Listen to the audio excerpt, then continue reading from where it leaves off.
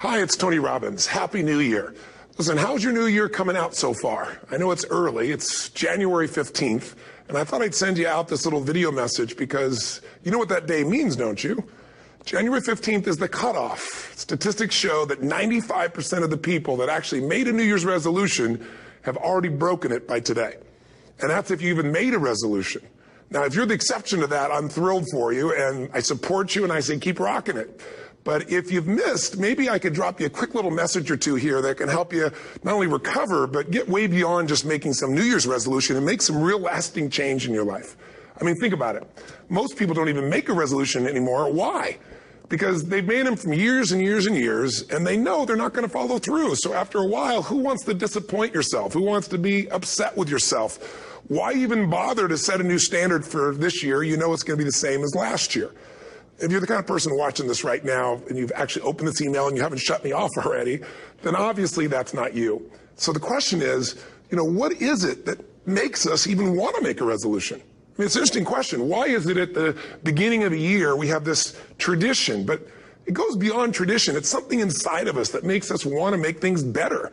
And I think part of it is the calendar gives us this idea that we can have a fresh start, that we can start from fresh and have this great victory. And it's really, the calendar itself is quite arbitrary. It's wonderful to use it, but if you didn't use it effectively, let's use the calendar to serve you today. Let's just see, what does it really take to make this thing happen? Because there's no denying that inside of you, the only thing that's going to make you happy in the year ahead and the decades ahead is going to be having you have an experience where on a regular basis, you feel like your life is making progress. If there's one thing I teach, and I want to remind you of it, it's really simple. Getting things is not going to make you happy. That's good news in a tough economy. It's a good reminder. It doesn't matter what you get. Doesn't matter whether it be money or opportunity. All those things might excite you for the moment. Even a relationship, as magnificent it may be, might be exciting for a while. But if you don't keep growing, that relationship isn't going to stay exciting. So the secret to real happiness is progress. Progress equals happiness. And if we can make progress on a regular basis, we feel alive. And that's why at the beginning of the year, we get this thing like, okay, I can have this fresh start. I could really do what my soul desires. I could expand. I could grow. I could improve. I could change. Or maybe better than change, I could progress. See, think about that. Progress is an aliveness to it, doesn't it? You don't have to work at changing. People say all the time now, well, I'm working on changing. Don't worry about it. You don't have to work on changing. Change is automatic. Your body's going to change whether you want it or not as the years go by. And no matter how hard you work, there's going to be some changes going on there. The economy is going to change no matter what you want it to do. The weather is going to change. Relationships are going to change. Everything in life is always changing. We don't have to work on change. Change is automatic, but progress is not. So if you want to make real progress, then you really got to look at your life in a different way. You got to say, I got to take control of this process and not just hope it's going to work out like people do who make a resolution. Because really, isn't that what they're really doing at the beginning of the year? They're saying, well, here's my resolutions for the year, and they really basically tell you their wishes. It's their wish list. It's what they hope it all comes together. And then they call it a resolution, but they don't know what a resolution is. When you resolve something, to have a resolution is to resolve it. When you've resolved, this is how it's going to be. That's when you cut off any possibility except the thing you've committed to. It's like the old adage, if you want to take the island, you burn the boats. Because when you burn those boats, there's no going back. You're going to find a way to make things work. And most people, they're stating what they hope will come together. And if it doesn't happen, then they're disappointed, but they're not too disappointed because they're not too vested. What does it take to successfully create a lasting change in your life? To not only have a New Year's resolution you follow through on, but really have a lasting change? Well, the first step for lasting change is very much like making a New Year's resolution. Fundamentally, it's the same. The first step is you got to have a vision for what it is you really, truly want. Not what you think you want or what you should have. I mean, what are most people's New Year's resolutions? I'm going to stop eating sugar. I'm going to stop smoking. I'm going to lose 10 pounds. The problem with that is it's not very inspiring for most people. It's not telling you what you're going to get. It's only what you're not going to do. And it's kind of hard to have you move forward with that. A vision is about what you're here to create. A vision that really works is one that excites you. If you say, well, my resolution, my goal, my outcome for this month, this week, this year is to lose X number of pounds, that's okay, but it's not very compelling. It has to be a compelling vision. It's got to have something that has the power to pull you, not something you have to push yourself to do. Those are two different kinds of motivation. Push requires willpower, and willpower never lasts. What will last is pull. Having something so exciting, so attractive, something you desire so much that you have a hard time going to sleep at night and you get so up early in the morning to rock it and take it to the next level. That's what you're looking to create. And that isn't easy to get. But one of the reasons we do seminars and events and we say, why do that? Why not just read a book or something? Is because when you get in an environment where you're with people that are being put in a peak state, like when you're going to a sporting event, if you watch a sporting event at home, it might have a certain level of excitement. But when you're in a stadium with 50,000 people, suddenly it has a whole different level of intensity. And we feel that. And the bottom line of our follow-through comes down to our emotional intensity. In a different state of mind, you're going to come up with a much better and a more exciting vision than if you're sitting on the couch going, okay, what are my new resolutions for this year? And you're doing it the morning after the new year has started and you're a little inebriated and the football game's on in the background. Probably not going to have the power of focus there. Probably not going to have the power of the energy to create something that's going to pull you for this year. And you got to do that. So it's got to be a vision that's compelling. Something that it's going to be a gift to make sure that it happens. And also, along with that compelling vision, you got to have strong enough reasons that you're going to follow through when the going gets tough. That's one of the biggest things missing for most people. They say, this is what I want to do. It's not very exciting. It's not very compelling. But most importantly, they don't have strong enough reasons to push themselves through what's going to be necessary to get that dream, to get that goal when the inevitable challenges come up, when you're starving, hungry, and you're trying to go on a diet, right? When you got no time and you're stressed out and you haven't worked out still, and that's what you're supposed to do. When the economy gets tight and what you thought you're going to do doesn't work, and so you give up on the goal instead of finding another way to get there. You don't let the fear take you over if you've got strong enough reasons. Those reasons can be positive, or those reasons can also be negative. They can be, if I don't do this, this is going to cost me. And if I do this, this is what I'm going to gain in my life. Reasons come first, answers come second. If you get a compelling vision and you got strong enough reasons that will push you through the tough times, you're going to do things other people don't do. Instead of collapsing, even if you get off target, you won't go, oh, I blew it. You'll get right back on target, make the change, make things happen. And I know you've done this in many areas of your life. Just think about it again. I'm not teaching you something really new here today. I just want to remind you of what your soul knows. You got to change, you got to improve, and you got to go through a simple process fundamentally to make that progress. First step, vision that's compelling. Second step, make sure that there's strong enough reasons to follow through. Third step, you got to review it and feel it every day. I mean, anything. Have you ever had this happen in your life? Has there been anything in your life that you've ever wanted so badly? You were so desirous of it. You had such a hunger for it that you couldn't stop thinking about it. Could have been a career move, could have been when you were a kid, a car, it could have been a relationship, it could have been anything, but you were obsessed. You wanted to make this happen. You wanted to attract this to your life. You just wanted something. And you didn't even know how to get it. But it was so compelling to you. You kept thinking about it every day, envisioning it, imagining it, feeling it. And then stuff happened. And suddenly you started to attract people or situations to your life, and it just came together. Like, you didn't even have a total plan. It was just that it was so a part of your focus with so much intensity and emotion so often that it sensitized you to notice anything that could get you there. There's a part of your brain called the reticular activating system. For short, we call it the RAS. That part of your brain determines what you notice in the world. And it's really important because when you set a goal, when you get really clear on a vision and there's strong enough reasons and you review it enough and it becomes a part of you, that part of your brain says, anything that relates to this, I need to notice. It's like, did you ever buy a certain kind of car or maybe a certain outfit and suddenly you see that car everywhere, those outfits everywhere? Well, the cars were always around, but why do you see it now? Because your RAS knows this is important. This is part of my world now. Similarly, when you really get clear and it's compelling and you're reviewing it every day, you've got strong reasons and you're reviewing it every day and you're feeling it, the brain becomes incredibly acute at noticing anything to get you to move forward. And so that's the power of this. So, what do people do with a New Year's resolution? They come up with something they kind of want. It's not a compelling vision. They don't really have strong enough reasons, and they never review it again until they notice that they broke what they said they really want to make happen, because they didn't really resolve. If you resolve, you got the vision, it's compelling, you review it daily, and you feel it. You envision it, and you experience it. Simple as it sounds. Now, ultimately, what is this really about? Ultimately, if you're going to have lasting change in anything, you're really talking about just raising your standards. I always tell people, if you want to know how to change your life, I give it to you in 3 words, boring as it sounds: raise your standards. What does that mean? corny as it sounds. Raise your standards. Oh, thank you for the breakthrough thought, Tony. I'm glad I wasted my time watching this little email with you. But think about it. Lasting change is different than a goal. You don't always get your goals, but you always get your standards. Maybe it'll help you is to think about it this way. I try to explain standards to people with a different set of words. Think of it as everybody in life gets their musts. They don't get their shoulds. Like, think about it. Most people have a list of shoulds, don't they? Don't you have a list of the shoulds, things you should do, you should follow through on? I should lose some weight, I should work out more, I should make more calls, I should respond more rapidly to my email, whatever, you know? I should get into the office earlier, I should be, more confident, whatever your should list is. People love to have their should list be met, but it's kind of like New Year's resolutions.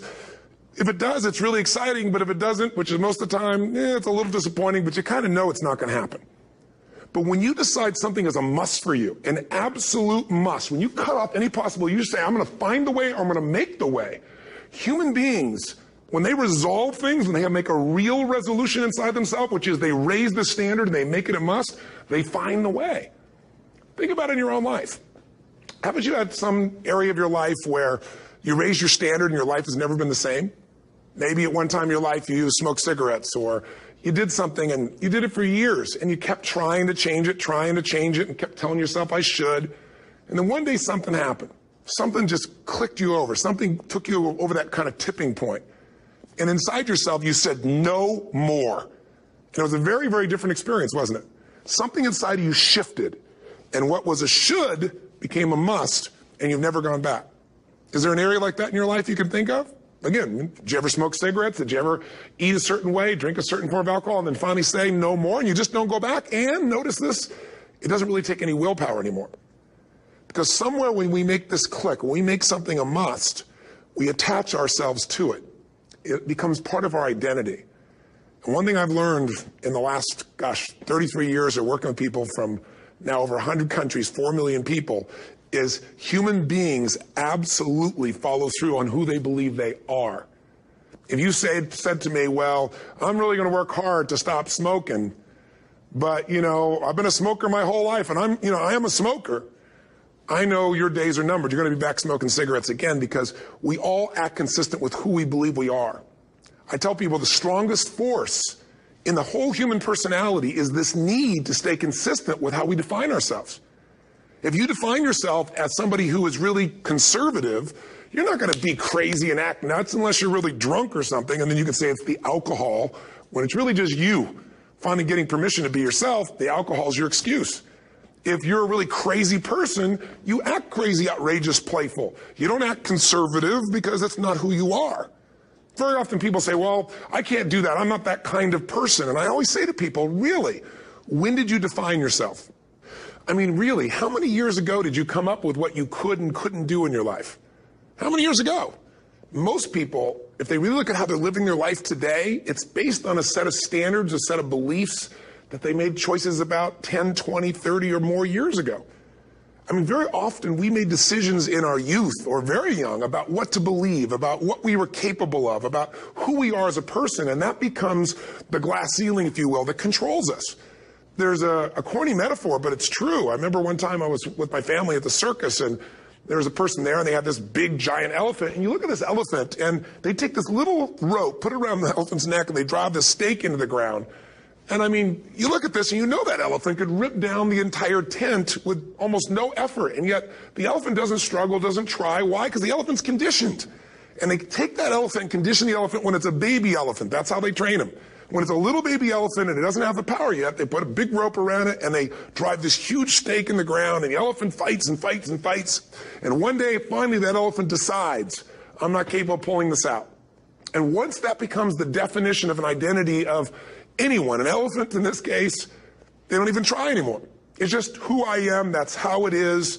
That's just the way it is in my life. I'd like to ask you to take a look at any place you've got a limitation and ask yourself, when did I decide to accept that limitation? And you may not even see it as a limitation. You might see it as just that's who I am. But so often in our lives, we've adapted to be a certain way so that we don't fail or so that people will like us or respect us, but it's not necessarily who we are. Joy comes when you're spontaneous. It's really hard to be truly happy when you're not being yourself. And most of us have no clue who we are. And so a big part of my work, if you've ever been to an event, you know, is to get people to do things spontaneously without thinking, because that's when the real you shows up. That's when the energy comes alive. And when you do that, when you start to connect to your true nature, suddenly there's energy available for you to set a higher standard for what you want in your life. That's what this is really all about. And when I talk about standards, when I talk about, you know, shoulds versus musts, think about your own life. I know there have been areas in your life where some point in time you just shifted and you raised the standard and your life changed. Because whatever people have their identity attached to, they live. We live who we believe we are. That's just how it works. It's just kind of like, I'll give you an example. Look at your physical body. Your physical body today is an absolute reflection of only one thing. Not your goals, not your desires, but your standards. The identity you have for yourself. If your standard is you're an athlete, then there's a certain amount of strength, a muscle tone, and energy that's available in your body on a regular basis because that's who you are. And so you do whatever's necessary to maintain that identity. Again, the strongest force in the human personality is this need to stay consistent with how we define ourselves. Because if you don't know who you are, you wouldn't know how to act. Once you lock in on that identity, your brain finds a way to keep you there. If you say, you know, man, I'm overweight, I've always been overweight, I'm big boned, and that's the story you've got, then you're going to always find a way to get back there. That's your settling point. That's your identity. That's where things lock in. If you see somebody who's in really great shape, you ask them, do you work out? You know the answer. Yes. How often? And they'll tell you 3 times, 4 times, 5 times a week, whatever. In a seminar, I'll ask people, who here works out at least 5 days a week? And I'm stand up. And you look around that room, and you know that they work out 5 times a week because you can see their body. You don't just get a result without some kind of action, without some form of ritual. Ritual meaning actions you do consistently. Now, do you think those people that are out there working out 5 days a week, do they have more time than you do? Or I have, or anybody else? Of course not. Is their life less busy? Of course not. It's just a must for them. They must work out that way, and they've made that turn and their life's changed. So I'm not saying you have to work out 5 days a week. I'm just saying whatever you really want, wants don't get met consistently. Standards do. Whatever you identify, this is who I am. And so it's not so much about changing your identity as there's expanding it. You know, deciding that, you know, instead of your goals to lose 10 pounds, which is not compelling, what if your vision was to get back to my fighting weight? You know, this year, this month, this next 90 days, I'm going to transform my body. I'm going to take on a new challenge. I'm going to find some technique or strategy, there's a million of them, that can reframe myself where I want to feel younger, stronger, more vibrant than ever before. Here's my reasons. Because I want the energy to really make my life work. Because it's tough out there, and I want to be stronger than I've ever been before. I want to go in front of the mirror, and if I'm naked, not, you know, want to laugh. I want to look there and take a good look and go, yeah, I'm proud of whatever I see there. Whatever it takes, something's going to make you laugh, smile, something that's going to tease yourself, but something's going to move you to another level. If you identify yourself in a new way and you own that every day, and that becomes the standard of how you live, you'll find the way to make that standard real. Money's the same way. Think about it. It doesn't matter what's happening, quote unquote, in the marketplace. People that make money find a way to make money no matter what, don't they? I mean, most people's standard is to pay their bills. So that's what most people find a way to do, even when economic times get tough. Most people, if that's their absolute standard, they find a way. Some people's standard is pay their bills most of the time. And so most of the time they do. Some people's standard is not just to pay their bills, but to take care of their family and maybe even some of their friends. And they find a way. In fact, you know, some people may be in a family where they don't have enough money. They barely have money to pay their bills. They work their guts out. And then somebody, their mother, their father, somebody else, their sister gets ill, and there's not enough money to take care of it. Nobody else has money in the family. They don't either, but they find a way to get that money to take care of their mother or father, don't they? And pay their bills. They never could do it before. Why? The situation made them raise their own standard. And not everybody does that. Somebody else in the family might have money and still not take care of their mother. It all comes down to the inner game, my friends. Changing your life is a change in the inner game. The outside world you can't control, but you have absolute control over this one if you learn the dynamics of what shapes you. And identity is one of those simple, clear, fundamental basics that if you start to shift it, everything else will shift in your life as well. Some people, by the way, have to have more than enough money to do what they want, when they want, where they want, with whomever they want, contribute the way they want. And if that's their must, they find a way. I know that sounds overly simplistic, but it's true. You know, somebody once said you could take all the money in the world out of the hands of everybody, out of all the wealthy people in the world who are really successful, give it to other people. It wouldn't take too long. Those people would have it back in their hands. It's not because they're manipulative. It's because they have a standard. Some are manipulative, don't get me wrong, but they've got a standard of what they're going to find a way to make happen. I'm just simply saying to you, take those 3 magic words and live them. Raise your standard. And if you really want to do it, then I'll tell you the most important secret. Have you ever done this? Have you ever told yourself you're raising your standard? Okay, I'm going to go make this happen. I'm going to go make this much money. I'm going to transform my kids. I'm going to create the ultimate relationship in my life. I'm going to transform my body, whatever it is. And then you don't have strong enough reasons and you don't use it. You don't follow through. It's because you didn't back up your standards with what makes those standards real, and that's rituals. Rituals are where the power is. Whenever we do our Robbins results coaching, and we say Robbins equals results, the way we get results with people, it's the same way if you listen to my Ultimate Edge program, or back in the old days, Personal Power, or if you went to one of my seminars. You know what I do is I take these huge challenges you got and we break them down into little bite-sized steps. Little things you do each day that after you do them, you get so much momentum that it's easy to succeed. You're not overwhelmed. You have these victory day after day after day on little things. If you went to Ultimate Edge, I'm sure you learned about the hour of power, or the 15 minutes to be able to be fulfilled, or 30 minutes to thrive, where you literally just condition your body and emotion with a couple little rituals. So it doesn't matter what's going on in your world. You feel that strength, and it's not fake. It's not some pump up. It's coming from inside you, and it works. Rituals define us. See, all the results in your life are coming from your rituals.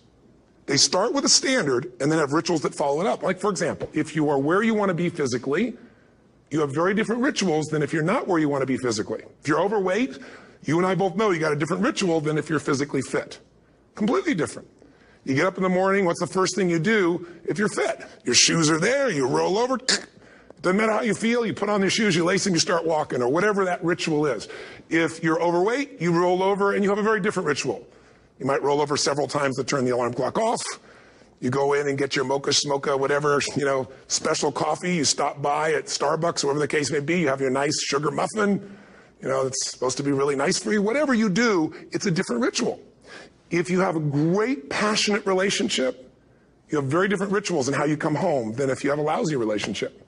When you come home and the first thing you do is you're tweeting somebody, or you're emailing, or flipping on the news, or you don't even come home. What are the rituals? Whenever I study people that are successful, what I look for is what's the standard they hold themselves to, and then what are all those little rituals that add up? Because think about it. Success and failure are not giant events. They don't just show up.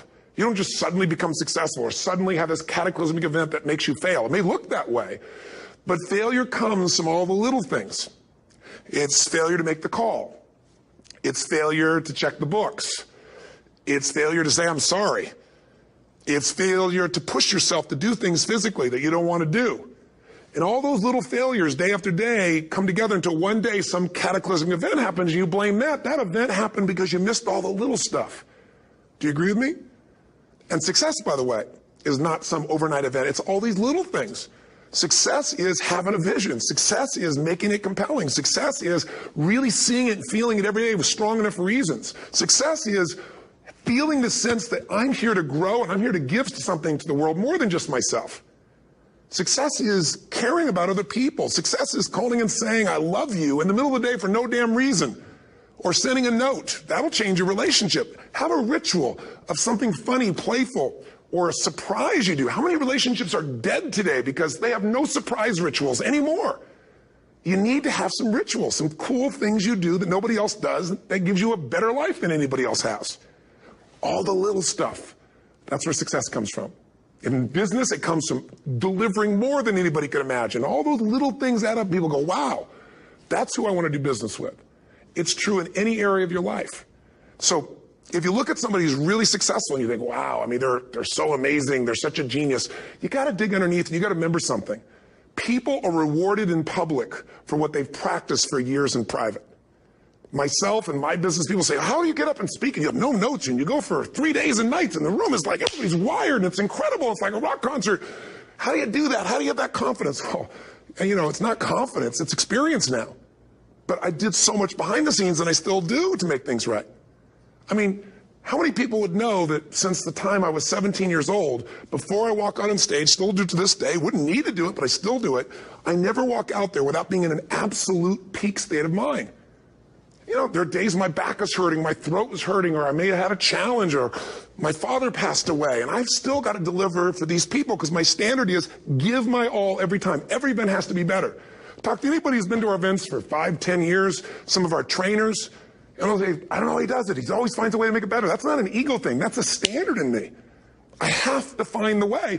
And my ritual, though, is I prepare, I think, I gather new information, I figure out how to put something across better. What do people need? I spend time with our customers. I see what's going on. And before I get on stage each time, I have this little ritual to put myself in a state of mind. And I did it starting like 17 years old. I started doing it. I say, I now command my subconscious mind. And I say this out loud several times, this little phrase, set of phrases, as an incantation to kind of condition my mind and body. And I'd say, I now command my subconscious mind to direct me in helping as many people as possible today by giving me the strength and the emotion and the humor and the brevity, whatever it takes to show this person and help this person change their life now. And I started that with a person when I worked with people one-on-one, and I would do that for 45 minutes driving in my Volkswagen to go serve and coach somebody for the first time.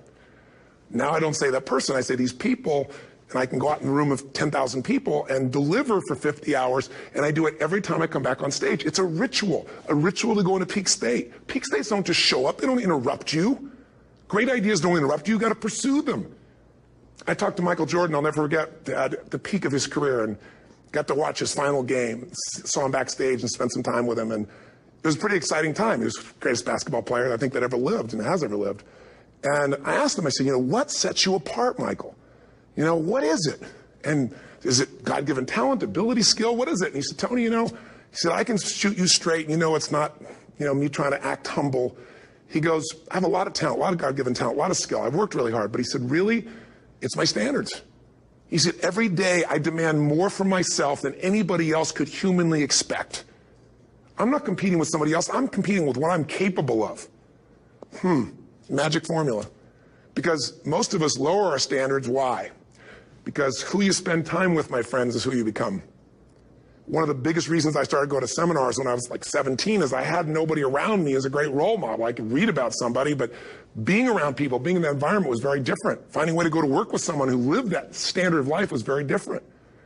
You get around people with low standards and you compete with it. You don't need to compete with it. It's like, okay. Remember Jerry Springer? I don't know if he's still in the air, but I remember he used to get people on the show, and I thought, where would he find these people? And why would people watch? I'll tell you why they watch. They watch these people and go, my life's still pretty darn good compared to that person. Look at them. You don't have to change your life. All you have to do is find somebody with a lower standard, and you'll feel good about yourself. But if you feel that good feeling, it's an illusion. The only thing that's going to make you happy, my friend, and this year or any other, is to step up. It's to raise the standard. It's to discover what you're capable of and feel that incredible power of pushing through whatever's holding you back and get to the other side of more of your true self. That's what this game's all about. And look at the best in the world in anything. Tiger Woods, what's his vision? To win golf tournaments? No, to be the best that ever lived. That's his goal. That's his vision. But here's what's interesting. He backs it up with rituals. If you just have a vision and you don't have the rituals, stop lying to yourself. His rituals are, he started doing things nobody did before. He went and started lifting weights. Golfers lifting weights? No way. He went out and he changed his swing when he was the best in the world because he realized in order to be the best that ever lived, he was going to have to change his swing. If you know anything about golf, you don't change your swing when you're the best. And he went and retrained himself because he has different rituals than other golfers. Now many people are modeling his rituals to get better. It's amazing. You look at somebody like Michael Phelps, the 2008 swimmer, won 7, only 2 people, I think, in history, if I remember correctly, that have gotten 7 gold medals in one session. And here's a guy, he's got number 6 under his belt, and he's exhausted, and he's going in for that final swim. I'm sure you remember. And how does the guy win? By 1/100th of a second. Do you think that was some massive skill that got him over the top? Or was it a standard that says, this is who I am. I am the champion. And no one is taking this from me. And somehow in those final milliseconds, 100th of a second, he pushed himself just beyond his competitor. But you know about Michael Phelps? What allowed him to be able to push beyond that moment is his rituals. Go study the guy. Most people who swim have these unbelievable workouts. He does 2 and 3 of those workout sessions a day. All the other swimmers in the beginning thought he was insane. You're going to overtrain, you can't do that, it's not physically possible. But he had a standard and the rituals to back it up.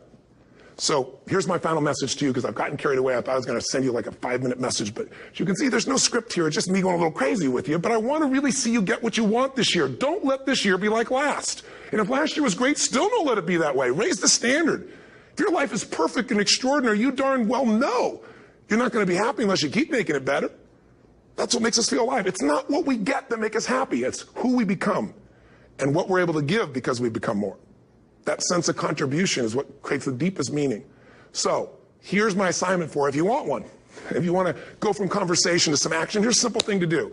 What's an area of your life right now that you really want to improve? What's an area that's important to improve? If your body's great, how about your career? If career's great, how about your relationships? Intimate one especially, or your kids, or your relationship with your creator, your spiritual side of your life. Or is it your finances? Figure an area that really matters. Decide on that area. Number one, write down what your life is like in that area right now as specifically as possible. So you might say, well, I'm 13.5 pounds overweight, whatever the weight is, whatever the situation is, or my body fat's like this, or I wake up exhausted in the morning, and you write the truth of where you are right now. So you're real clear. Or I'm not in a relationship. I say I want a relationship, but I'm not in one, and I don't seem to find them. All the good ones seem to be gone is my belief. And I really do want one, but I don't have it. Whatever your definition. Or I'm in a relationship, and God, I wish I wasn't in a relationship. I'm planning my escape. Wherever you are. Or I have a wonderful relationship. We love each other, but there just isn't enough passion. Just write the truth of where you are. The area you want to change, but write how it is. And then the second step is, this is where you got to be really honest with yourself. What are the rituals that have put me there? Because whatever results you're getting, even if you don't like the results, there's some rituals that are keeping you in that place. There's some rituals of what you eat or don't eat, how you move or don't move, how you sleep or don't sleep. There's some rituals in the lack of variety or spice or energy or focus in an area. There's something you're doing, and it's usually not one thing, it's a bunch of little things that you kind of do consistently whenever you think about getting in a relationship, whenever you think about working out, whenever you think about money. You get yourself in a state of overwhelm. You start thinking about all the things you can't control. Just write down all the rituals you have, and then here's the third step. What do you want? What's your vision? And be really specific. I want to be my fighting weight. I want to be the strongest I've ever felt. I'm going to turn whatever it is, be specific. And then, last step, number 4, what are the rituals that'll get you there? What would you need to do differently each morning if you're going to be that kind of energy, that kind of strength? How often would you work out? What days would you work out? What time? A ritual is something you do consistently, usually at a specific time, so it becomes automatic. Let me tell you something. Willpower doesn't last, but rituals can last a lifetime.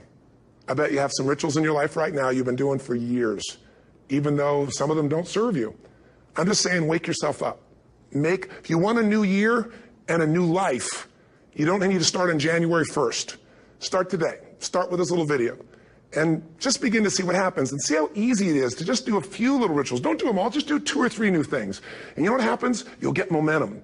Because once you discipline yourself in one area of your life, you feel yourself doing it in other areas as well. And I always say something that my original teacher taught me. I always remind people, there's always 2 pains in life. There's the pain of discipline, or there's the pain of regret. And discipline weighs ounces, as my friend Jim Rohn taught me. Regret weighs tons. You don't have regret. So right now, what do you want to change? What's it really like? What are the rituals that got you there? That'll take a little homework. If you're not sure, ask the people around you. They'll tell you what your rituals are. What do I really want in depth? What are the rituals that'll get me there? And then get yourself to start a few of those actions and lock them in place. If I can help you in any way, we're here as a company to support you. Come have an event with us. Come to Unleash the Power Within or Mastery University, or get a coach. You can get a free coaching session if you call our company and click on something on this. We'll probably have something on it, or get a product. Or don't do anything with us, but do something with somebody, starting with you. If you make the changes in yourself, you're going to be proud this year.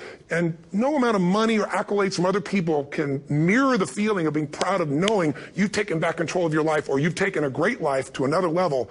Because once you do that, you have something you can give other people, whether it be your kids or your friends or your family. And ultimately, that's what life's about. So thanks for listening. I don't know how long I went here, but I hope this has been helpful for you. I just thought it's a new year, and I want people to be able to truly create a new life. And until I see you again, hopefully soon, or gets a chance to meet you, live strong and live with passion. And of course, God bless you. Happy New Year.